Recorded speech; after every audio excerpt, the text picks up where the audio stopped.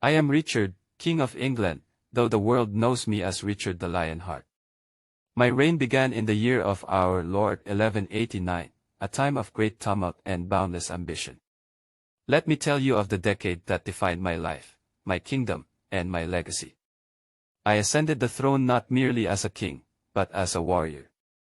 From the moment of my coronation at Westminster, I resolved to fulfill my sacred vow to lead the Third Crusade and reclaim the Holy Land from Saladin. England, my beloved land, was the source of my power, but my heart lay in the chivalric ideals of Christendom. To finance this divine mission, I sold lands, titles, and privileges, ensuring my coffers were brimming with the means to wage holy war. The journey to the Holy Land was arduous.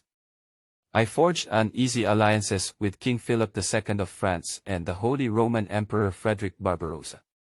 Yet, despite our shared purpose, tension simmered. Philip and I were rivals as much as allies, vying for glory and influence. When we finally reached Acre in 1191, the city was under siege, a grim testament to the bloodshed that awaited us. Victory at Acre came at a steep cost, but it strengthened my resolve. It was at Arsuf, that accursed battlefield, where I earned my reputation as a lion.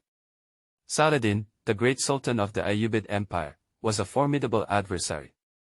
His cunning tactics and relentless warriors tested every ounce of my strength and strategy. Yet, in that pivotal clash, my knights and I shattered his forces, proving that the banner of England would not falter. Though we never reclaimed Jerusalem, the treaty I negotiated secured safe passage for Christian pilgrims, a bittersweet compromise for a crusader king. My return to England was marred by treachery. Shipwrecked near Austria, I was captured by Leopold V, who handed me over to the Holy Roman Emperor Henry VI. For over a year, I languished in captivity, a king held ransom. My loyal subjects, my mother Eleanor of Aquitaine foremost among them, labored tirelessly to gather the enormous sum demanded for my release. The ransom drained England's treasury, but it restored me to my throne. The final years of my reign were consumed by conflict with France. Philip II, ever the opportunist, sought to claim my lands in Normandy and Aquitaine. I fought him relentlessly, defending my ancestral holdings with the same vigor I had shown in the Holy Land. In 1199, at the siege of Caillois-Chevreaux, fate dealt me a cruel hand. A crossbow bolt struck my shoulder, and though the wound seemed minor, infection set in. As I lay dying, I pardoned the archer who had fired the fatal shot, a final act of chivalry from a king who had lived and breathed its code.